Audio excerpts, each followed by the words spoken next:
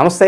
ఈరోజు మన స్టూడియోలో ప్రముఖ తంత్ర జ్యోతిష్యులు, జ్యోతిషరత్న, జ్యోతిష సామ్రాట్ చింతా రుక్మాన్ గదరావు గారు మనతో ఉన్నారు.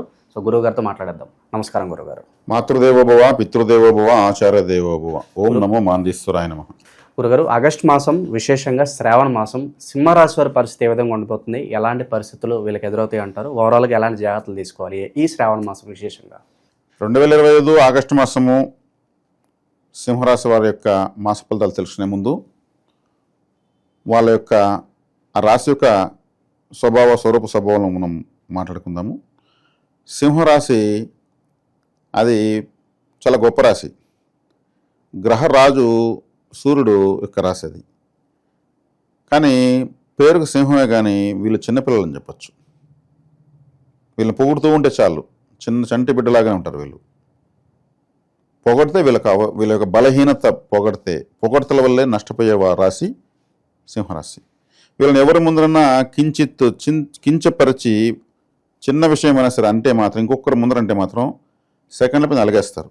ఎందుకంటే సింహరాశి అంటే రాశి రవి కాబట్టి ప్రెస్టేజ్ ఎక్కువ. మరి అంతే వేగంగా మళ్ళీ కలుసుకునేస్తారు, అది వేరే ఉంది. అలిగేది ఎంత ఫాస్ట్గా కలుగుతారో అంతే వేగంగా మళ్ళీ కలుసుకుంటారు. ఎన్నన్నా కొంతమంది పిల్లలు ఎన్ని కొట్టినంతసేపు బాధపడి మళ్ళీ వచ్చి చేరుతూ ఉంటారు తల్లిదండ్రులకు. వాళ్ళు బాధపడతారు. చూడు, ఇంకెవరైనా మా ఎదురింటి పిల్లలు అయితే కొడితే అలాగే వీధి చివరికి పరిగెత్తున్నారు, మన పిల్లోడు కొట్టినాక చివరిలో తుడుచుకుంటూ మళ్ళీ వచ్చి మనల్ని పట్టుకున్నాడు. ఇంత గొప్ప లక్షణం సింహరాశి వాళ్ళకు ఉంటుంది. వాళ్ళు గుర్తింపు కోరుకునేటువంటి రాశి. ఎప్పుడు గుర్తింపు కావాలి వాళ్ళకు. ఆకలికి అన్నమే లేకపోయినా కానీ వాళ్ళు పొగుడుతూ ఉంటే ఆనందంతో ఉండిపోతారు వాళ్ళు. ఇంకొకరిని దిగజారి ఏమి అడగరు. అక్కడే వాళ్ళకి పెద్ద నష్టం. వీళ్ళు ఇంకొకరికి ఏదో చేసి వీళ్ళు నష్టపోతారు. వీళ్ళ ప్రలోభాలకి, మోసాలకు గురి చేసే వాళ్ళు కూడా వీళ్ళని పొగడ్తలతో ముంచేస్తారు. తిరిగి వాళ్ళని వీళ్ళు అడగరు. ఎందుకు అడగరంటే, మనం వీళ్ళందరికీ హెల్ప్ చేస్తాం, వాళ్ళని తిరిగి మనం అడిగితే మనకేం వాల్యూ ఉంటుంది ఈరోజు, లేకపోతే లేనట్టే ఉండిపోదాం. కానీ అడగకూడదు, మనకు ఉన్నప్పుడు బ్రతుకుదాము అనే విధంగా నష్టపోతారు వీళ్ళు. ఇది వీళ్ళ యొక్క సహజ స్వభావము. వీళ్ళు దీన్ని సవరించుకోగలిగితే మాత్రం మెరుగైన ఫలితాలు ఉంటాయి జీవితంలో. కానీ సవరించుకునే ప్రయత్నం వీళ్ళు చేయరు. ఎందుకని అంటారు? అది వాళ్ళ బలహీనత. వాళ్ళకి లేదు, ఆ మెమరీ లేదు. వాళ్ళు ప్రెస్టేజ్గానే హుందాగానే ఉండాలనుకునేస్తారనమాట. అక్కడే వచ్చింది. ఈ సింహరాశిలో ఇంకొక ప్రత్యేకత ఏమంటే, సింహరాశి మఖా నక్షత్రంతో ప్రారంభమవుతుంది. మఖా నక్షత్రం కేతువుది. అది పితృనక్షత్రం. పితృనక్షత్రంతో పితృకారకుడైన రవి యొక్క రాశిలో ఎవరన్నా పుడితే వాళ్ళు అంతకుముందు జన్మలో కూడా అదే ఫ్యామిలీ చెందిన వ్యక్తి అంతే. వాళ్ళ తాతో, అవ్వో, పెద్దనాన్నో, మేనత్తో ఎవరో ఒకరు అదే పోలికలు మళ్ళీ అదే ఇంట్లో పుడతారు. మఖా నక్షత్రంలో పుడితే వాళ్ళ ముందు జన్మలో కూడా అదే ఇంట్లో వాళ్ళని రూల్ అంతే, తమ్ రూల్. ఇంక దీనికి వేరే ఇంకేమి జ్యోతిష గ్రంథాలు పరిశీలించాల్సిన అవసరం లేదు. కాబట్టి ఈ రాశిలో వీళ్ళంత ఎక్కువ మంది అదే వంశంలో అంతకుముందు వాళ్ళే ఎక్కువ పుట్టేదానికి అవకాశం ఎక్కువ. కొంతమంది వాళ్ళ తాత పేరు పెట్టి పిలిచి నిక్ నేమ్ పెట్టి పిలుస్తుంటారు. ఆయనే మళ్ళీ పుట్టాడు వాళ్ళ ఇంట్లోనే. వాళ్ళ యాక్టివిటీస్ కూడా అలాగే ఉంటాయి. వాళ్ళు నడిచినా కూడా, ఏం పనులు చేసినా కూడా ఆయనే కనబడుతూ ఉంటాడు యాక్టివిటీస్. పితృ నక్షత్రం అంటే పూర్వీకుల యొక్క నక్షత్రం అని అర్థం. పితృ తర్పణలు వదలాలంటే అమావాస్య వదులుతారు. అమావాస్యలో కుదరకపోతే మఖా నక్షత్రంలో వదలచ్చు. అది పితృ నక్షత్రం. కాబట్టి ఈ రాశి యొక్క ప్రత్యేకత అది. అంటే పూర్వీకులను కూడా సూచిస్తుంది. కాబట్టి ఈ రాశి వాళ్ళు ఈ పొగడ్తలకు కొంచెం కరెక్షన్ చేసుకుంటే చాలు. అన్ని విధాలు మంచి సహృదయాలు వీళ్ళు. అది హృదయాన్ని సూచించేటువంటి రాశి కూడా. కాలపురుషునికి 5వ రాశి కాబట్టి మన హృదయాన్ని సూచిస్తుంది. వీళ్ళు మంచితనానికి పోయేసి, అంటే మంచి సహృదయానికి పోయేసి గాయాలు పాలవుతుంటారు మానసికంగా. వీళ్ళంత ఎక్కువగా రాజకీయాలు, సెంట్రల్ గవర్నమెంట్ ఎంప్లాయీస్ లేదా గవర్నమెంట్ ఎంప్లాయీస్, ఇటువంటి వృత్తుల్లో ఉండేదానికి కూడా అవకాశాలు ఎక్కువ ఈ రాశిలో పుట్టిన వాళ్ళు. ఎందుకంటే గ్రహరాజు రవి కాబట్టి రవి కారకత్వాలు ప్రభుత్వ సంబంధమైనవన్నీ కూడా. ఒకవేళ ఉద్యోగం రాకపోయినా కానీ గవర్నమెంట్ కాంట్రాక్ట్లనే చేస్తారు. సింహరాశిలో పుడితే ఒక వార్డు మెంబర్నే కావాలి, లేదు ఒక సర్పంచ్ని గెలిపించేదానికి వెనకుండి కింగ్ మేకర్నే కావాలి. ఏదో ఒక విధంగా ఆ ప్రభావం చూపించేస్తారు. ఆ అవకాశం వచ్చేస్తుంది. ఇక వీళ్ళకు ఆగస్టు మాసం తీసుకుంటే వీళ్ళకు బాగున్న గ్రహాలు రవి, గురువు. అదేవిధంగా వీళ్ళకు రవి గురువుని కుజుడు న్యూట్రల్గా ఉన్నాడు, కేతువు న్యూట్రల్, ఎందుకంటే జన్మంలో ఉన్నాడు కాబట్టి. సప్తమ రాహు మంచోడు కాదు, అష్టమ సప్తమ స్థానంలో శని మంచోడు కాదు. ఇంకా లాభంలో శుక్రుడు ఉన్నాడు. శుక్రుడు బాగా బెనిఫిటబులే. అంటే ఇక్కడ వచ్చేకాడికి అంటే అనుకూలించే గ్రహాలు వ్యతిరేకించే గ్రహాలు ఈక్వల్గా ఉన్నాయి. కానీ శని రాహువుల స్థితి మాత్రం వీళ్ళకు కొంత ఇబ్బందికరం. శని రవికి మొట్టమొదటి శత్రువు, రాహువు మొట్టమొదటి శత్రువే. ఎందుకంటే రాహువు కేతువు విడిపోవడానికి కారణము, రెండు ముక్కలు అవ్వడానికి కారణం రవిచంద్రులే. కాబట్టి ఈ రాశికి 7వ ఇంట్లో రాహువు శని స్థానంలో కుంభంలోకి వచ్చాడు కాబట్టి రాశిని చూస్తున్నాడు కాబట్టి ఇదొకటి ఇబ్బందికర విషయము. వీళ్ళకు ఏదైనా హృదయ సంబంధమైనటువంటి సమస్య రావడం కానీ, లేదా ఈ రాశిలో పుట్టిన వాళ్ళ తండ్రికి రావడం కానీ, తండ్రి సమానంలోకి రావడం కానీ, హృదయ సంబంధ వైద్యము చికిత్స, లేదు ఇప్పటివరకు లేకపోతే ఇప్పుడు సమస్య స్టార్ట్ కావడం లాంటివి ఉంటాయి.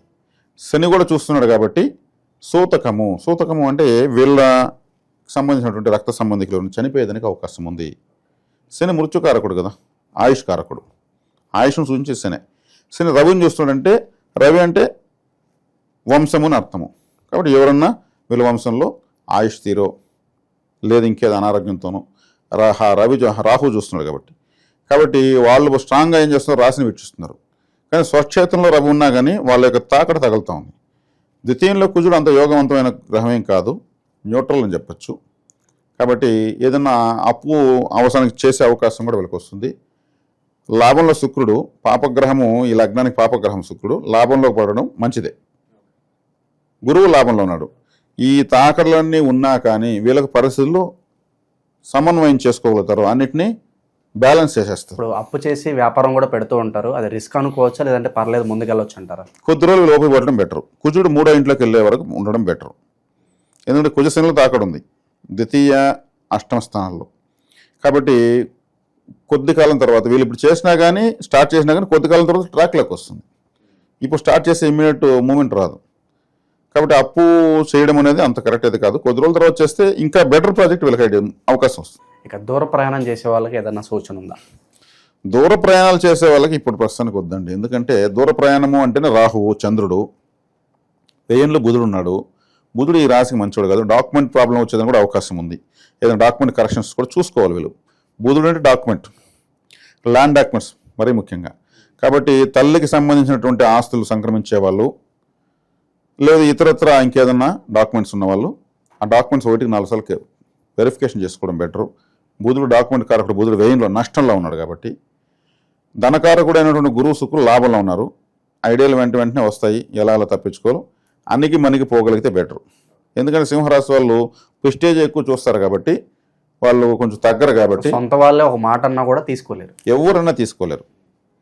ఇప్పుడు ఆయన అడ్మినిస్ట్రేటరు సూర్యుడు, ఆయన చుట్టూ అందరూ తిరుగుతారు. నువ్వే మా చుట్టూ తిరుగుతాడా? తిరగడు. కాబట్టి ఇక్కడ కేతువు కూడా లగ్నంలో ఉన్నాడు, రాశిలో ఉన్నాడు. వైరాగ్యం భావం ఉంటుంది ఖచ్చితంగా. ఈ వేధించే గ్రహాలకు 2 ఎదురుగానే వేధిస్తున్నాయి. ఏది? రాహు, శని. లాభంలో గురు శుక్రులు, రవి, వీళ్ళు స్ట్రాంగ్గా ఉన్నారు కాబట్టి సమన్వయం చేసుకోగలుగుతారు పరిస్థితులను, ఇబ్బంది ఏం లేదు. ఒక స్త్రీ వల్ల పరువు నష్టం కానీ ధన నష్టం కానీ ఏదైనా సూచిస్తుందా వీళ్ళకి? స్త్రీ వల్ల లాభము నష్టం 2 సూచిస్తూ ఉంది. ఎందుకంటే శుక్రుడు లాభంలో గోచరంలోకి వచ్చాడు. గోచరంలో మంచిదే, కానీ లాభంలో శుక్రుడు మామూలుగా జాతకాల్లో లాభంలో ఉండకూడదు అంటారు. లాభాన్ని సూచిస్తాడు, నష్టాన్ని సూచించేస్తాడు. ఆయన స్త్రీకారకుడు కాబట్టి ఆ 2 ఇస్తాడు. అందున అది మిథున రాశి. మిథున రాశి అంటే స్త్రీ పురుషుల కలయిక. అక్కడ గురువు శత్రువు ఉన్నాడు. ఈ గురువు శని, గురువు శుక్రులు అక్కడ ఉన్నారు కాబట్టి, గురు శుక్రులు అంటే భీముడు, దుర్యోధనుడు ఇద్దరు బలం కలిగిన వాళ్ళే. లాభం అనే స్థితిలో ఉన్నారు. ఒకరిస్తే ఇంకొకరు ఈనీరు, ఇంకొకరిస్తే ఇంకొకరు ఈనీరు, నేను ఇస్తానంటారు.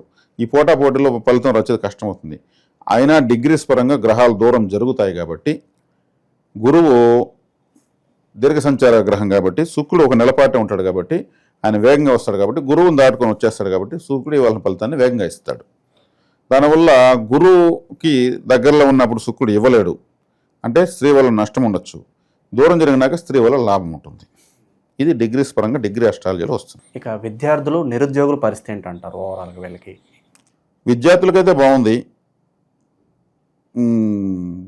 గురువు శుక్రుడు లాభంలో ఉండడం వల్ల ఇక డాక్యుమెంట్స్ పరంగా విద్యార్థులు కూడా కేర్ఫుల్గా ఉండాలి. ఏదో సర్టిఫికేట్ల పని మీద వెళ్తే అక్కడ పని ఆగక మళ్ళీ వెనక్కి తిరిగి రావడం, ఏదో ఒక సర్టిఫికేట్ మర్చిపోవడము, లేదా జిరాక్స్ తీసుకుంటే అది కొంచెం ముద్దగా వచ్చేయడము, అది డాక్యుమెంట్ ప్రాబ్లమే. లేదంటే డాక్యుమెంటు వీళ్ళకు మిస్ కావడము, జారి పడిపోవడము లాంటివి ఉంటాయి. కొంచెం చూసుకోవాలి. బుధుడు వేయంలో ఉన్నాడు కాబట్టి గురు శుక్రుడు లాభంలో కూడా విద్యార్థులకు ఇతరత ఒక సర్టిఫికేట్ల పరంగా క్లియర్గా ఉండాలి అంతే. ఇక చివరగా వివాహాల పరంగా అలాగే పెళ్లి చూపులకు వెళ్తూ ఉంటారు చూడడానికి, ఇలాంటి వాళ్ళకి ఏదైనా సూచన ఉందా ఈ మాసం? పెళ్లి చూపులు వెళ్ళే వాళ్ళకి శుక్రుడు లాభంలో ఉన్నాడు. మగవాళ్ళకైతే బాగానే ఉంటుంది. ఆయన లాభంలో ఉన్నాడు కాబట్టి లాభకరంగానే ఉంటుంది. ప్లస్ సప్తమంలో రాహు ఉన్నాడు, వివాహ స్థానంలో రాహు ఉన్నాడు కాబట్టి కొంచెం మ్యాచింగ్స్ చూసుకోవాలి. మ్యాచింగ్స్ ఎలా చూసుకోవాలంటే వీళ్ళ జాతకం ఫస్ట్ వాళ్ళకి ఇవ్వకూడదు. అబ్బాయి అయినా అమ్మాయి అయినా ఫస్ట్ వీళ్ళ జాతకం, అమ్మాయి అనుకో అబ్బాయి వాళ్ళకి ముందుగా వీళ్ళ జాతకం ఇవ్వకూడదు. అబ్బాయి అయితే అబ్బాయి జాతకం ముందుగా ఇవ్వకూడదు. ఎందుకు ఇవ్వకూడదు అంటే సప్తంలో రాహు ఉన్నాడు, వ్యయంలో బుధుడు ఉన్నాడు. జాతకం అంటే డాక్యుమెంటే. సప్తంలో రాహు ఏం చేస్తాడు? వివాహ జీవిత భాగస్వామి స్థానం, సింహరాశికి శత్రువు. ఇక్కడ చిన్న మోసం జరిగేదానికి అవకాశం ఉంది. ఎలా అంటే వీళ్ళ జాతకం ముందు ఇచ్చారనుకోండి, వాళ్ళ జాతకం మ్యాచింగ్ వేసి బాగా రాలేదనుకోండి, ఎలా వేస్తే బాగా వస్తుందో అలా వేసి ఒక చార్ట్ వీళ్ళకి ఫేక్ చార్ట్ చేసి సూపర్గా ఉందని అనిపించేస్తారు. అప్పుడేమవుతుంది, వీళ్ళు ఇంకొకరు చూపిస్తారు వాళ్ళు బాగుండేట్టుగానే మ్యాచింగ్ వేసుకొచ్చారు. అప్పుడేమవుతుంది, బాగానే ఉందంటే మ్యారేజ్ అవుతుంది. కొద్ది రోజుల తర్వాత ఏమవుతుంది, మేము అందరూ బాగుందని చెప్పారు, జాతకాలు కలిసి చేసాము, గొడవలు వస్తున్నాయి, సమస్యలు ఉన్నాయంటారు. ఎప్పుడో ఇన్సూరెన్స్ వేయాలి అమ్మాయి పేరుతో అన్నప్పుడు సర్టిఫికేట్ అడుగుతారు, అమ్మాయి టీసీలు అవన్నీ. అప్పుడు ఎవరు వాళ్ళు, ఎందుకంటే అప్పుడు దాంట్లో డేట్ ఆఫ్ బర్త్ వీళ్ళ జాతకానికి ఇచ్చింది 2 తేడా వచ్చేస్తుంది. డాక్యుమెంటే కదా. అంటే వీళ్ళు మోసం చేసినట్టు గొడవలు అప్పుడు వస్తాయి. అంటే ఇక్కడ రాహు సప్తంలో ఉన్నాడు, జీవిత భాగస్వామి ప్లేస్లో రాహు మోసం చేసేదంటే నెంబర్ 1. బుధుడు వ్యయంలో ఉన్నాడు, డాక్యుమెంట్ సంబంధించిన వాడు. కాబట్టి జాతకం ముందుగా ఇవ్వకుండా వీళ్ళు తీసుకొని మ్యాచ్ అందులో చూసుకొని తర్వాత కావాలంటే వీళ్ళు ఇవ్వచ్చు. అలా చేసుకుని అమ్మాయినా అబ్బాయినా అది బెటర్ ఇప్పుడున్నటువంటి గ్రహ స్థితి ప్రకారం. ఇక విశేషంగా శ్రావణ మాసంలో ఎలాంటి దైవారాధన పరిహారాలు వీళ్ళు బాగా కలిసి వస్తాయి అంటారు? ఈ సింహరాశి వాళ్ళు శ్రావణ మాసంనే కాదు జీవిత పర్యంతం బాగుండేట్టుగా నేను ఒక పరిహారం చెప్తాను. ఇది ఎప్పటికీ చేసుకోవాల్సింది. కులదేవతారాధన, పితృదేవతారాధన కంపల్సరీ చేయాలి. నీటి దానం, అన్నదానం ఎక్కువ చేయాలి. వీళ్ళు కులదేవతారాధన ఎందుకు చేయాలంటే 5వ స్థానము వీళ్ళకు ధనుసు అవుతుంది. ధనుసు గురువుది. ఆ ధనుసు రాశి పితృ రాశి కాబట్టి పితృ పరిహారము, కులదేవత పరిహారం చేస్తూ ఉంటే వీళ్ళకు శాశ్వత పరిష్కారం. అది అన్నదానము, నీటి దానం ఎందుకు చేయాలంటే వ్యయస్థానం చంద్రుడిది. చంద్రుడు అంటేనే వ్యయము అంటే నష్టము, చంద్రుడు అంటేనే రైసు, వాటరు. ఏదైతే నష్టమో దాన్నే దానం చేయడం వల్ల వీళ్ళకు రాశికి ఎప్పటికీ శ్రీరామ రక్షలాగా ఉంటుంది. ఎందుకంటే మఖ నక్షత్రంతో వీళ్ళ రాశి ప్రారంభమవుతుంది, పితృ నక్షత్రంతో ప్రారంభమవుతుంది. 5వ స్థానము నైసర్గిక కాలపురుషునికి పితృస్థానం. కాబట్టి కాలపురుషునికి 5వ స్థానం సింహరాశి, వీళ్ళది కులదేవతా రాశి. వీళ్ళకి మళ్ళీ కులదేవత రాశి పితృరాశి. కాబట్టి పితృ పరిహారము, పితృదేవతను ఆరాధించడము అంటే సూర్య నమస్కారాలు. అదేవిధంగా కులదేవత తెలియని వాళ్లకు, మాకు కులదేవత అంటే చాలామంది తెలియదు. వెంకటేశ్వర స్వామిని, నరసింహస్వామిని, రాజరాజేశ్వరి, లలితాదేవిని, వాళ్ళంతా పరదేవతలు, యుగదేవతలు. కులదేవత అంటే ఇక్కడ మనము కొంచెం సమయమైనా చెప్పేద్దాము. బహిరంగ ప్రదేశాల్లో పొలాల మధ్యలో చెట్ల కింద, మామిడి చెట్టు, వేప చెట్టు, రావి చెట్టు, మర్రి చెట్టు, ఇట్లా చెట్ల కింద పుట్ట మట్టితో పన్నీటి జలాలతో కలిపి విగ్రహాలు చేసి పెట్టి మంచి మధ్యాహ్నం వాళ్ళ పిల్లలకు తల వెంట్రుకలు తీసి వాళ్ళకి ఇవ్వాల్సినటువంటి, ఆ దేవతలకు ఇవ్వాల్సినటువంటి బలులు కానీ నైవేద్యాలు కానీ సమర్పించి వాళ్ళందరూ అక్కడే తినేసి వచ్చేస్తారు. వేరే వాళ్ళు ఎవరు వాళ్ళ ఊళ్ళో పోరు, పిలిస్తే కూడా రారు. మాకు ఆ దేవుడు లేదు అంటారు, భయపడతారు. అది కులదేవతారాధన. అది ప్రాచీన కాలంలో చాలామంది తర్వాత వాళ్ళకి అందివ్వకుండా చేశారు. కాబట్టి వీళ్ళు కులదేవత ఎవరైనా ఎంచుకోవాలనేసి యుగదేవతల దగ్గరికి వెళ్తున్నారు. తప్పేం లేదు, కానీ కులదేవత కాదు. కాబట్టి కులదేవత పరిష్కారానికి మన దగ్గరనే సెంగాలి అని ఒక కర్ర ఉంది.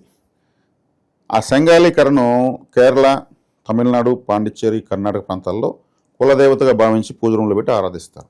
అదొక పరిష్కారం ఉంది. కాబట్టి తెప్పించుకోవచ్చు. తెప్పించుకుంటే ఒకసారి తరతరాలకు ఉండిపోతుంది.